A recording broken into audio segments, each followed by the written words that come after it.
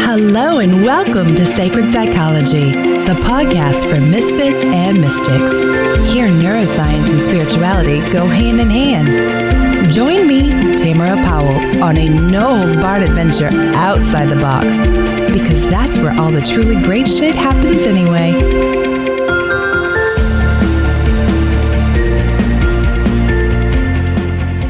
Welcome back to Sacred Psychology. I'm your host, Tamara Powell. Now, before we move into today's conversation, I want to let you in on an incredible offer I've got going on. My ever-popular Iconic Integration self-study course is getting a major facelift. So I thought, wouldn't it be cool to pass on some ridiculous savings before I relaunch it? Normally, this course sells for $144, but right now, I'm offering it at just $44. Based on IFS, or Internal Family Systems Therapy, this course packs all the punch of modern neuroscience and neuroemotional release in an easy-to-use self-study format that will give you radical results fast. You can learn how to channel the parts of you that are needed for every situation in life, love, or business. You'll also identify the parts of you that need healing and learn to offer yourself the necessary gifts for growth. And my hope is that you will, by the time we're done with this 28-day journey, feel amazing in your own skin and radiate the love, compassion, fierceness, and sex appeal you know you have. Guys, my clients have raved about this method for years. Heather said it was the best money she has spent on herself in years. Charlotte wrote that this is one of my favorite things Tamara has ever offered, besides our one-on-one sessions. I grew so much and have revisited it several times since. April writes, Tamara's Iconic Integration course is amazing. Let me tell you what, this course has me identifying all sorts of people in my life who, quote, run the show, so to speak, in my head. Every day, it seems like a new person pops up during the exercises. It is truly helping me dissect who shapes my inner thoughts throughout the day and how they influence my decisions. Thank you, Tams.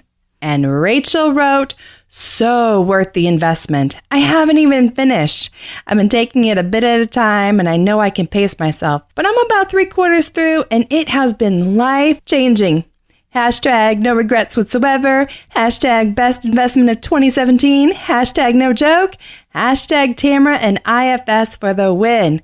Guys, here's how it works. For those opting in, I will email you a daily audio training and written journal prompts discussing overall themes and stories from my own life and clients that I have used this incredibly transformative method with. Each week, we will explore a different category of parts, personas, or sides of our personality, if you will. There's nothing like it on the market right now, and you'll have unlimited evergreen access to it forever.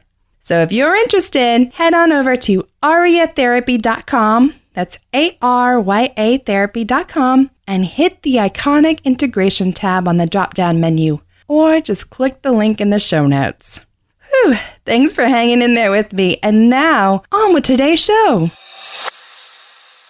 Welcome back to Sacred Psychology. I'm your host, Tamara Powell. Today, my guest is Suzy Rosentein. Suzy is a master's certified life coach and holds a master's degree in applied social psychology.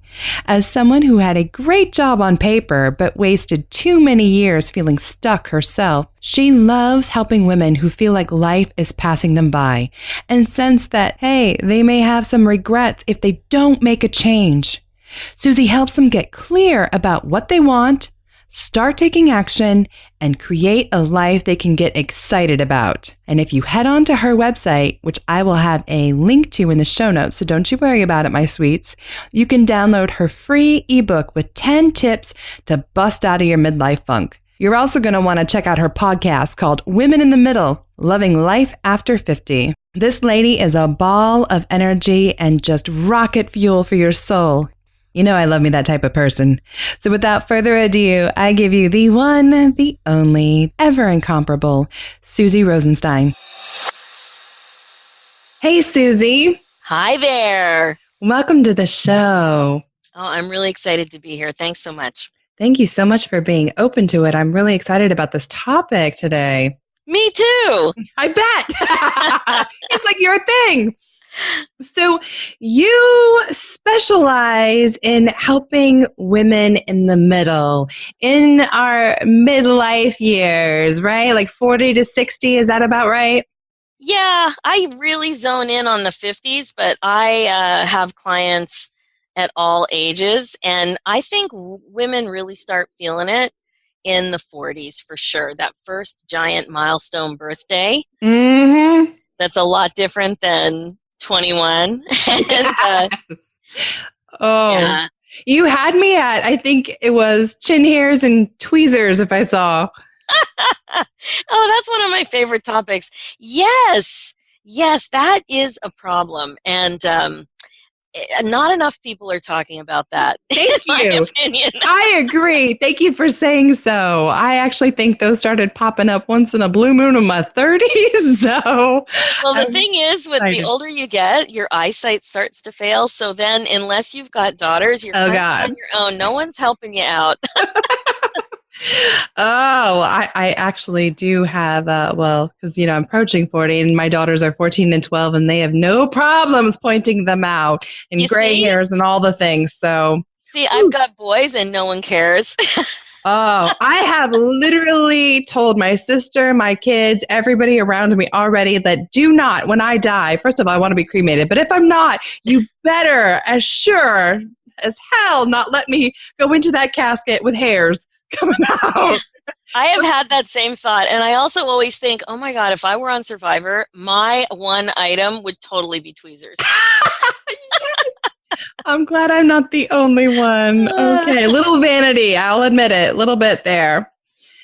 So tell me, because I know a little bit about your story, but for the listeners who don't, how did you even wind up here with this super fantastic passion? Because we've got a shared background in psychology, so I really want to hear a little bit of that story. Okay, well, I always liked psychology. And even in my high school yearbook, you know how you have to write a little something about yourself? Mm-hmm. And I wrote something about being fascinated by human behavior. So it took me down that road. I had an undergrad degree in psychology. I ended up getting a master's degree in applied social psychology, where I studied the relationship between children and their pet dogs, Oh, of all wow. things. Yeah, really cool content. And what I really enjoyed, what I really, really enjoyed was relationships and really looking from the bottom up. So I ended up focusing on qualitative methodology and ethnographic research and really studying long, in-depth interviews and looking at patterns and things like that. And it turned out that that skill set was one of the most relevant skill sets that I had professionally. I had 27 years in health promotion and health education and publishing.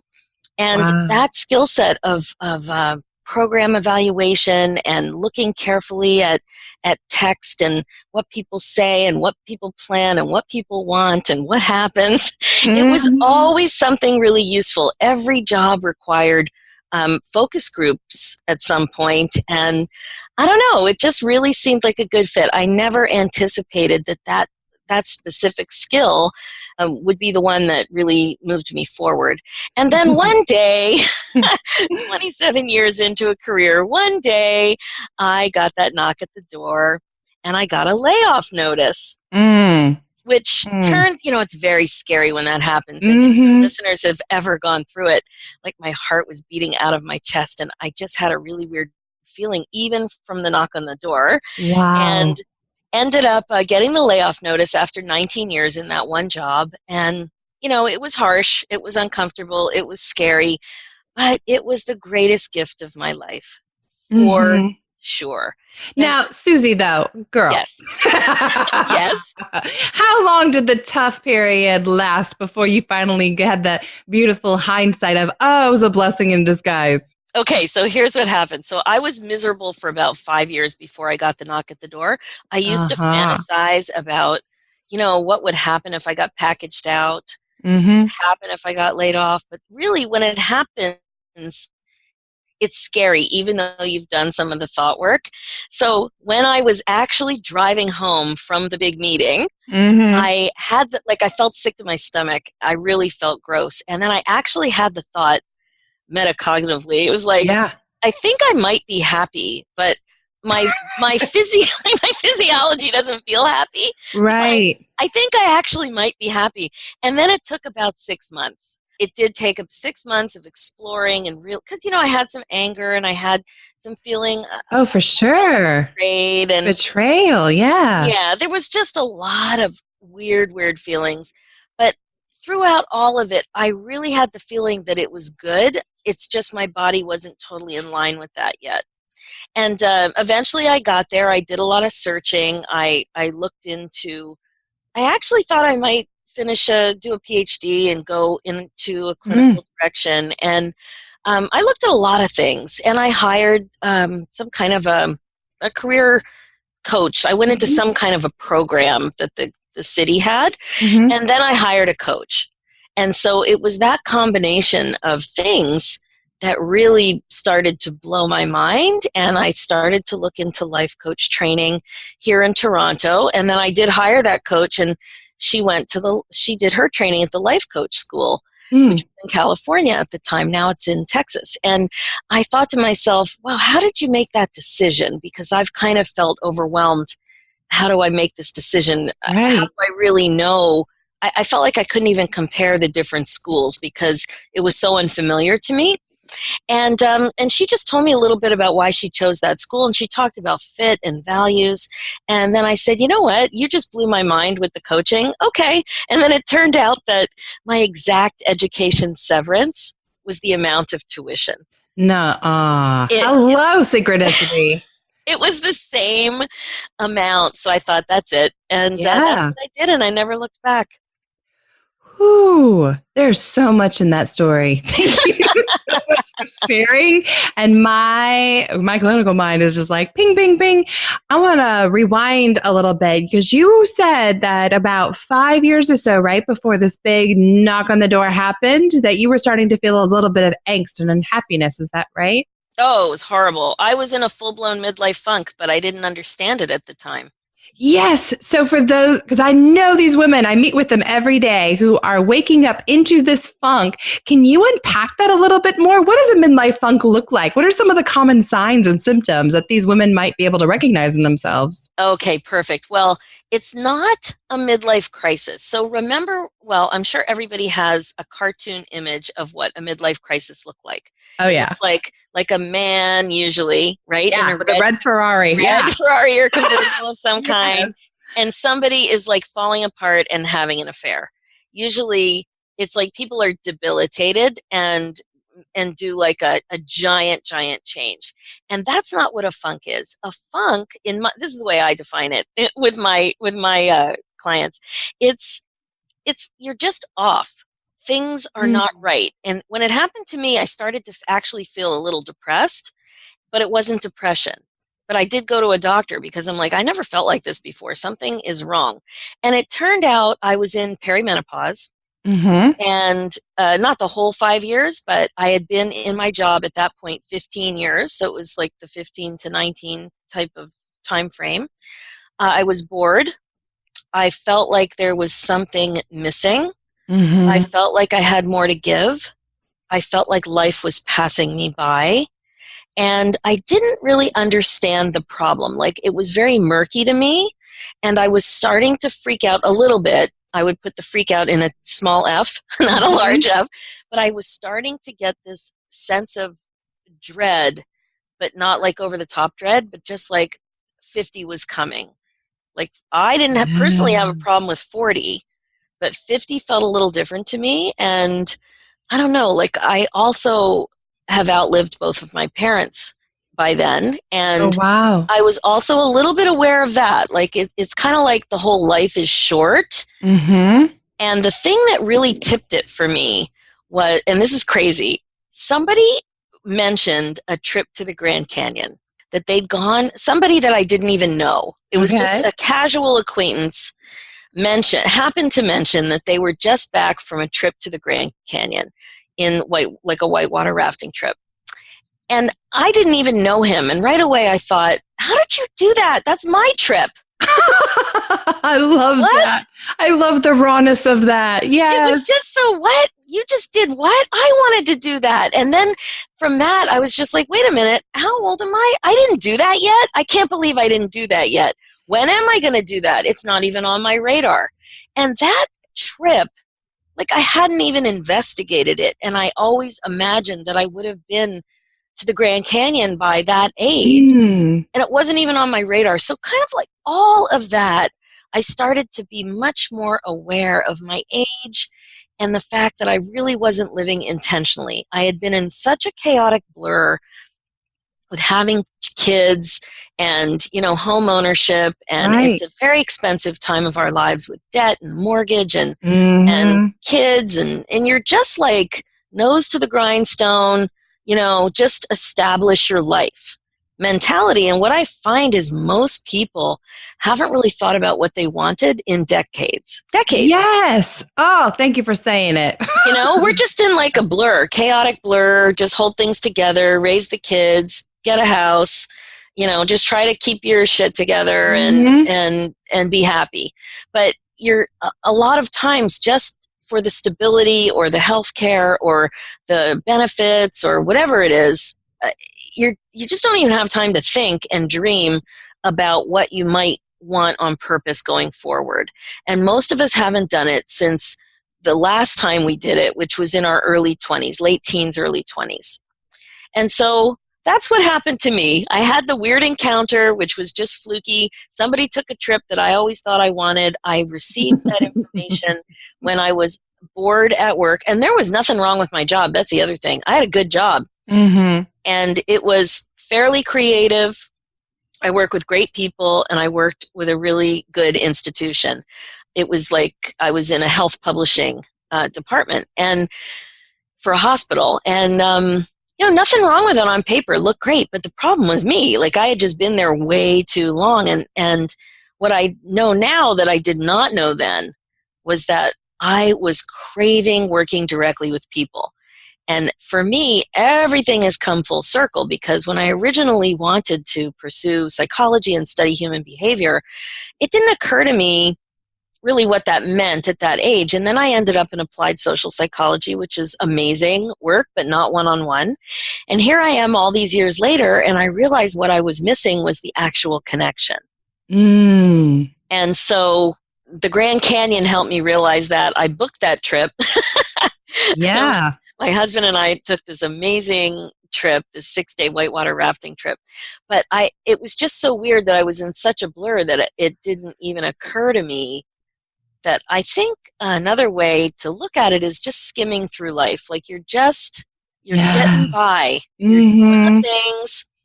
You look happy. You're probably accomplished, but inside something isn't fitting anymore. Something's off. And it was really new to me.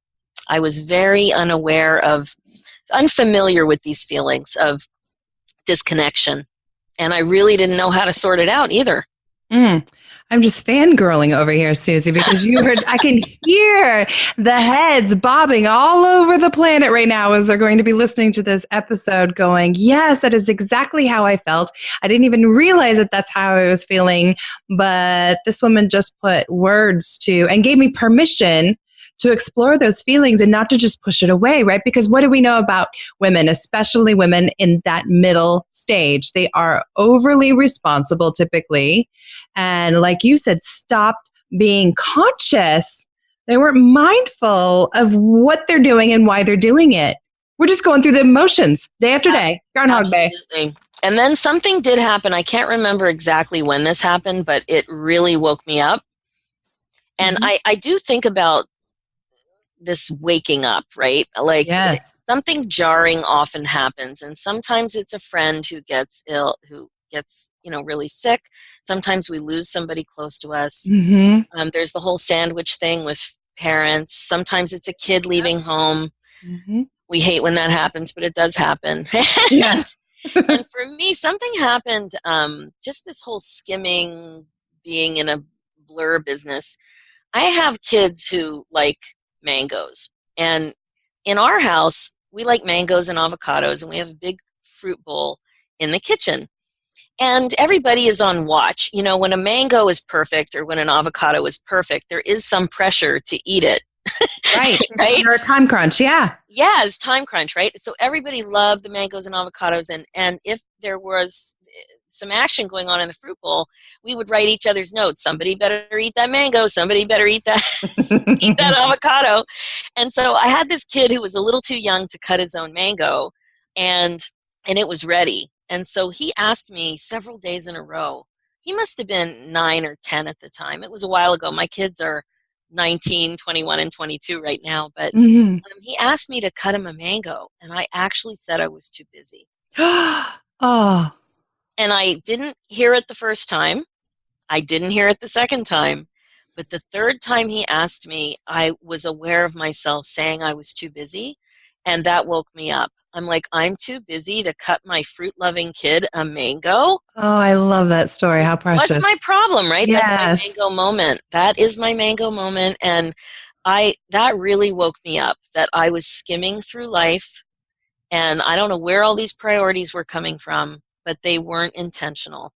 And all of it was just a 5-year ball of waking up for me, and I was really miserable. But the thing I really couldn't figure out, this funk for me, I just couldn't figure out how to get unstuck and how to bust through it. I just couldn't figure it out until I hired a coach. Yes. Yeah. First of all, hashtag mango moment. That's going to be like a new t-shirt design. Because Awesome. we all have those little moments. And I also am just so grateful for you for sharing the comparison-itis between your friend that went on vacation. Because come on, women, like what woman hasn't been scrolling through Instagram or Facebook and been like, oh, it's so unfair, right? This chick's living the laptop lifestyle, or she's in Bali, or whatever, the Grand Canyon.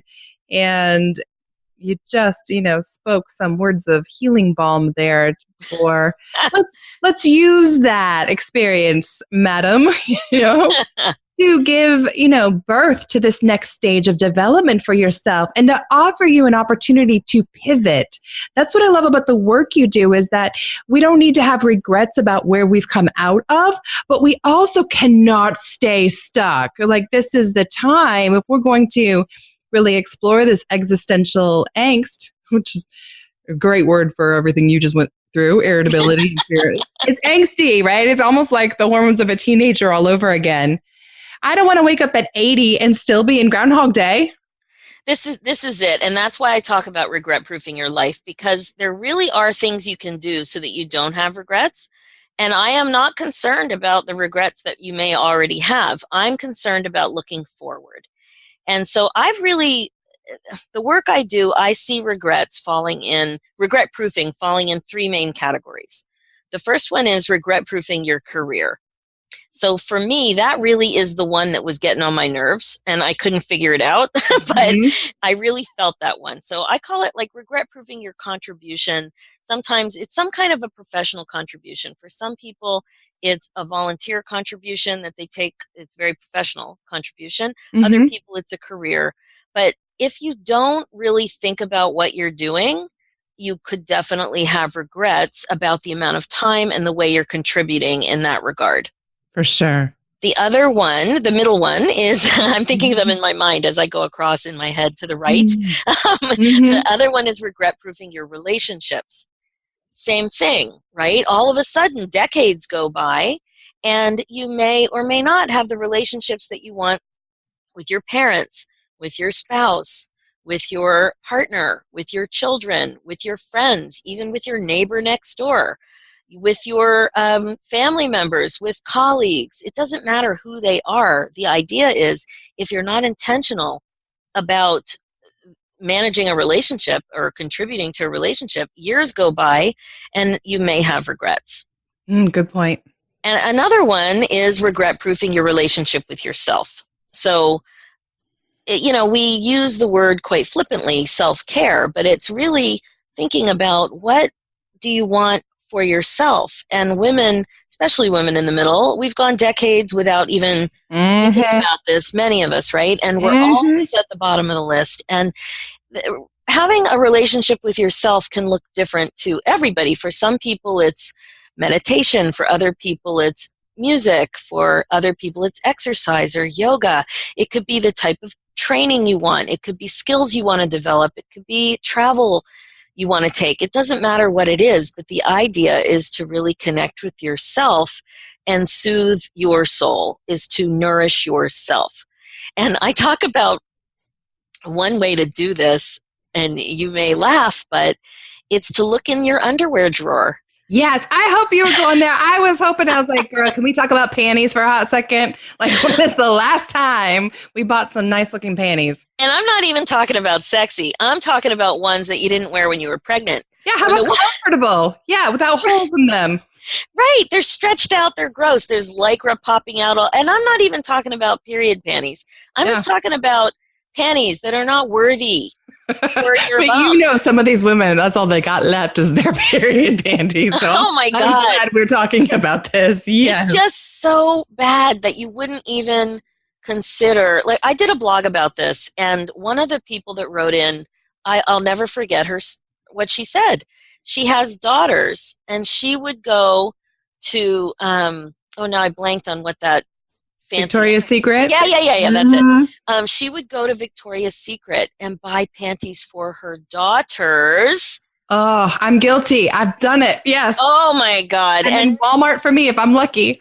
Exactly. Mm-hmm. If you're lucky, or you'll just wear the crappy ones. No pun intended, right? Yes. That's the thing. So I really was thinking about underwear because I was very guilty of this. And I was thinking about why. What's the big deal? It's not money. It's priority. It's being intentional. It's doing a little bit of planning. Because again, I'm not talking about fancy, sexy underwear. I'm just talking about underwear that does the job because it's ready to do the job. You know, it's not too tight. It's not too loose. It looks nice. Yes. Has a little bit of control. It's not stretched out. It doesn't have a hole in it. It's not gross. So yeah, to me, that's a form of self-care. Because the thing about wearing crappy underwear is that it's not just that you look bad on the outside, it doesn't feel good. And right? They don't feel good. And so you're distracted all day because they're riding up. Or when you go to the bathroom, you see them. It starts the very first second you put your hand in the drawer and pull them out. You know they're gross. Yeah, don't even get me started because sexuality is one of my specialties of like, then when you get home, like you are literally walking around feeling like that old worn out pair of panties. You are not about to be confident in the bedroom either. It's, it's all of it. So when it comes to self-care, it's just saying, you know what do I want? What do I want to feel? Because the type of coaching I do is it's causal coaching. We're not looking at symptoms, we're looking at causes, and it all starts with your thinking. So if you think a thought that creates a feeling that makes you feel less than or unworthy, then you behave accordingly.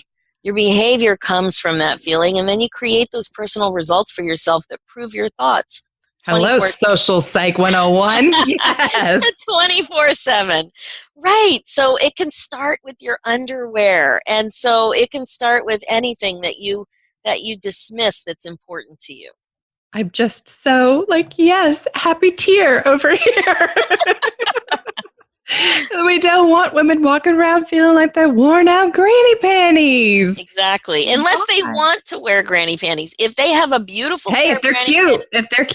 If they're cute and if they don't have a hole in them, if they're not saggy, wear them. If they make you feel good, if you don't have a thought that you should be wearing something else or you should have thrown it out.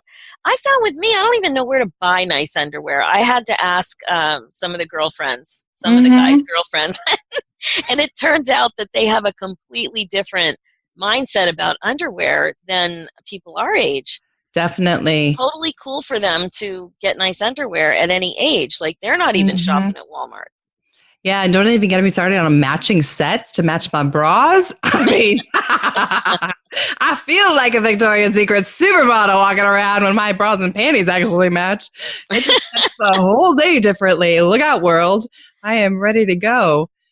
So I want to add on to what you're just talking about the causal coaching piece here, because as if I'd be shocked if women weren't getting it already, but let's ramp this up even more. Why does this matter so much? What's the big deal about shaking these women out of their doldrums and their angst? Like, what's at stake here? Because I personally think the stakes are pretty high, but I'm not sure they're getting it yet. Well, life is short, my friend.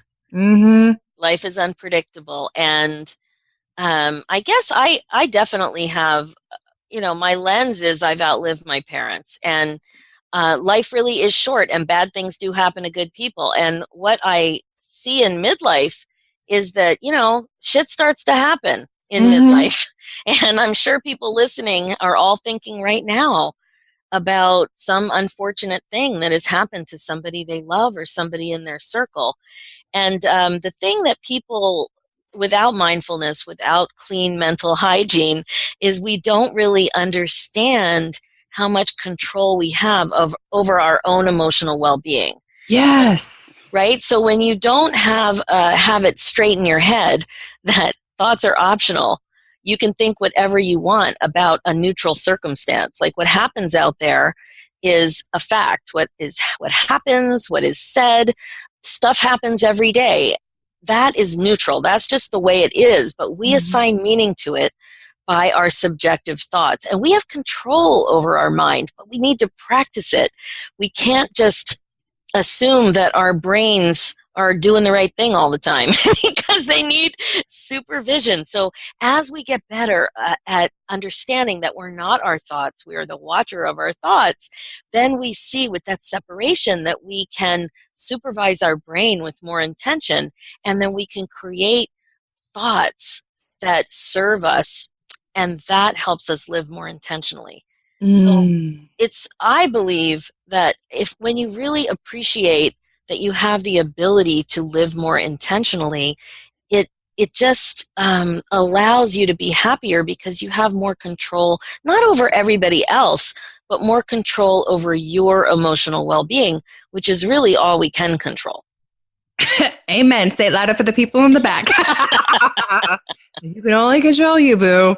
It's a tough one, but it's the truth. It is tough, but it's also so freeing and so empowering. Like, not only can I start to purposefully change my thoughts and remind myself that I am not my body, not my thoughts, not my emotions, but oh my God, everybody else is walking around doing the same thing, and I don't have to be responsible for what they're doing, and I don't have to jump in and react to what they're doing. Woo, that's so good. It's really good, but we do need to work on it. Daily, sometimes minute by minute. Absolutely. One analogy that we use, my coaching colleagues use is like our brain is like a 2-year-old running around with knives. It requires supervision, and when left unsupervised, it just starts to think things that don't necessarily serve you. But yeah, with practice, with mindfulness, with connection, with awareness, you can see what's going on, and you understand that you don't need to be at the effect of your thoughts and your feelings, that you can decide if this is what you want to be thinking, if it's serving you, if it's creating the feelings that you want to feel. And a lot of times it's not. Right. And most of us are walking around like unconscious. So yeah, an automatic default status, like you said. Totally. Very unaware. So Suzy, talk to me about some of the beauties that you've discovered in this season of life for women. What is it that you've most learned that we have to really cherish and treasure if we're open to doing this excavation that you're inviting us into? Oh my God, my clients are blowing my mind daily. And the thing is that just watching people identify what it is that they really want, because most people don't say that, oh, I don't know what I want. I was whining about that for 5 years, and I feel like I'm somewhat educated and aware, right? I hear it all the time. I know what I don't want, but I don't know what I want. Yeah. Exactly. And so when people finally get on track and have those epiphanies and have those discoveries and see that this is what they want, and when they just with increased skills, then we go about getting what you want, which is very different than identifying what you want. And then we look at obstacles. Once Mm-hmm. it's identified, then you can look at obstacles and you can strategize. But that's what's really exciting for me, is just helping people blow their own mind and be happier. And Yes. it's as simple as that, right? And one thing I've been talking about lately in this whole regret proofing space is I believe that uh, what you loved as a kid has so many clues for what you love now, what Mm-hmm. will really make you happy now, and inform your direction if you're open to it. And people, when they think about, I do this little exercise. I ask my clients to take a happy walk through life. So and we're not looking for traumas, we're not looking for milestones, we're just looking for happiness. Just looking for happiness. So Mm. I ask my clients to think through their lives in chapters of some sort. I don't care what the chapters are. It could be obvious ones like kindergarten, elementary school, junior high. It could be when I got married, when I had my first kid. It could be when we moved. Like, I don't really care what it was. I just want some kind of direction for people to identify happy moments. What made you happy then? What made you happy then? And this simple little exercise has helped women come up with such amazing insights. People forgot that they wanted to write. Mm-hmm. People forgot that they really wanted a certain type of dog or a certain type of experience. People forgot how much joy they got from tap dancing.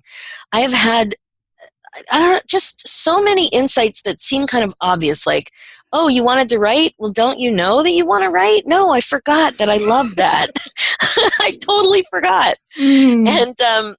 And that kind of thing has really gotten people thinking God, outside I the chaotic love door, that. right? Yeah, my heart's melting over here. I I was instantly like joking in my own mind. We were talking about like what made you happy and what did you want to do when you were a kid? And I was like, girl, I wanted to be J-Lo when I was little. I wanted to be a fly girl on In Living Color before I even knew what that was. And more recently, I decided to just not even, consciously walk myself through that exercise, but I was like, I miss dancing. I loved that. And so tomorrow night, I'm trying an African hip hop class. Gonna give it a shot. I love it, because you're Mhm. talking to somebody who just started tap dancing. Yeah, hello. But I also had another client tell me that recently, Mhm. that it actually came up in her exercise as well, that Yeah, it was something she really loved as a kid. And then, of course, you have to ask yourself why. yeah. What was it about that experience that made it something that you just remembered as happy, as something that really brought you joy? Mhm. And it's very interesting what comes up. Yeah, I could see that. A lot of times when we take a walk through our past, it's not for the happy moments, right? We're looking Yeah. for Mm. trauma, or why did that go awry, or what happened, or why did I think that. Like, people usually are looking for those kind of clues, not just, hey, I used to play jacks, that was great. Why did I love it so much? Mm. Yeah, no, I'm just sitting here thinking about, because we both have this background in psychology and we both coach now. There is an awesome paradox of when we give our clients and ourselves permission to be solution focused and to be positive centered, it really does shift the entire perspective of the brain. It's so true. Right. And it doesn't mean that we don't still do the trauma work when it's necessary or the healing work when it's necessary. But let's not forget that life was supposed to be enjoyable. Well, and that is something that a lot of people our age talk about, that they Mm-hmm. totally forgot that there could be fun on the other side of 50 and 40 and Yeah, midlife and all of it. aging, Mm-hmm. right? And I had somebody tell me this a couple of weeks ago. Oh my God, it could be fun. And I'm like, you know what? It could be more fun than you're currently having. Right. And why wait? So even for listeners who haven't quite hit 40 yet, like how amazingly awesome if you could grasp it now and live consciously with no regrets now. And maybe you could escape, probably not all of it, but some of the angst. Well, I'm really glad you said that, because what I've also noticed is that this whole midlife funk business is not all about age. It's a Mm-hmm. lot about stage. Yes. And I have had several clients in their early 30s who are totally in a midlife funk professionally I've met him. because, Mm-hmm. because they were so focused and they'd been there for a long time, nose to the grindstone, right? And all of a Right. sudden they're like, you know what? I'm not happy. I Yes. accomplished my goals and I'm not happy anymore. So it can Yeah. be age and stage, one or the other, both. But it's really just being in a chaotic blur or being in an unconscious blur for a long time and then waking up for some reason and then giving yourself the gift of insight and the ability to dream a little bit and to really think about, what do I need to do or think about or change or experience so that I don't have regrets going forward. That really is what it's all about. And thank you for calling attention to that. And yet another great tweetable moment. It's not about age, it's about stage. And especially I've noticed for men and women, even more so for women who are high achievers and who are highly driven, they often end up overworking, right? And so I do think they short out a little bit quicker. Oh, yeah. But the others. Those are some rough years. They're wonderful, but there are some rough years there in the 30s and 40s. Yeah. I just keep thinking, because I'm a diehard existentialist, about the theme of legacy. Like, you are such a great legacy empowerment coach. Forget everything else you're calling it, because you're helping people to, arrive daily at this space of, I can enjoy right now and no regrets. And then in the next moment, I can do it again. I never thought of it that way, but I am having a little bit of a flashback. I did a podcast once, an episode about why we wait and what are we putting things off for, and what do we think the purpose is of that. And what I realized I was guilty of was China, not using my China. Like, what am I waiting for? I'm afraid it's going to get broken, so I had to wait till the kids were 20. When I have tea parties, come on, yeah. Yeah, it's really true. There's really no point in waiting, because this is what we have right now.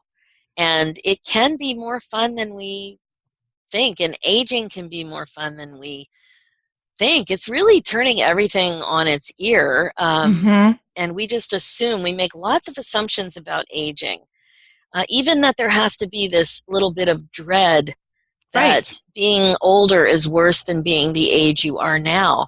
I mean, I'm not denying, hormone changes with menopause, but like, we think things need to be a certain way, and they really don't. And it just brings you back to the stage idea that each stage should have plenty of things that it's celebrating. And so, like, I'm starting to come to terms with my gray hairs, and do I want to leave them? And part of me is kind of proud of them. That's so funny. I don't think there's anything I could do with my mind to make me proud of my chin hairs, though. No. Those are always going to get plucked. Sorry, not sorry. Oh, and I'm sorry, my little birdie just tweeted when she heard pluck. I think it's sweet. So you have an incredible free ebook for listeners on 10 tips to bust out of your midlife funk. That's right. It's a freebie. So if you are stuck and just wanting something very non-threatening, you should head over to my website at www.suzyrosenstein.com, and you can have the free download. And I would totally post a link to that in the show notes, so y'all don't even have to pull over and write that down. I got you covered. You also have a great podcast that I've been loving today called Women in the Middle. Is that right? Yeah, Women in the Middle, Loving Life After 50. And again, it's an age and stage thing, so you don't have to be after 50 to love your life or to get something from the podcast. But I do use examples, that are pretty relevant to people in that age group, like empty nest. Right. There's a lot of there's just a lot of examples of mindfulness and topics that we dive into. So it's a lot of fun. And last week I did talk about what we loved as children, how it can be useful information today in midlife, going forward, how you can just really learn from what you were passionate about then. We've talked about all kinds of cool things, and we got cool topics coming up. Another thing that I do is I interview women. I call it Getting Real with Women in the Middle. I interview women who have made a big, scary change in midlife, and they figured it out. They figured out how to learn how to love their life after 50, after they made the big, scary change. Oh, I love it. I can't wait. It's just like you just filled my bedroom with lots of older sisters for me to glean tidbits from. So, and again, they won't all be over 50, because some of them, I have one coming up where somebody's in her early 40s and she hit the whole stage thing and made a big, scary change. Sometimes they change careers. Sometimes they go back to school. It's been so interesting. Yeah, it's also the most common time for divorce too. So, yes, and I haven't changes there. That's right. I haven't interviewed anybody yet who's gone through that, but I was thinking about it. I do have an expert speaking about it, because I'm also interviewing, people who have a lot to say about a specific topic. So I do have one coming up. But yeah, you're right. It's a big time for that. Suzy, you are such a joy. Thank you so much for this. Oh, you're so welcome. You're a joy too. This has been fun. It's just so much fun to meet people who are on the same page. And life can be amazing, and you can absolutely regret-proof your life, and it's so important. And in psychology, I always see these longitudinal studies where they're talking to people who they're really old, like in their 90s. Right. And they talk about regrets, and they kind of give advice sometimes to people. And it's always relationships. Always. It's that they didn't try something new, or it's relationships. And I think that's the real lesson, is if you have a feeling of fear, or if you feel stuck, if you have these feelings, don't just put your head in the sand. Really ask yourself why. Why do you feel that way? And try to catch the thoughts that are creating those feelings. And if you need more help, you can always book a free session. I've got a free 20-minute consult that's available on my website as well. And there's help out there. Don't waste time being stuck. Life is short. It is. Girl, thank you. So welcome.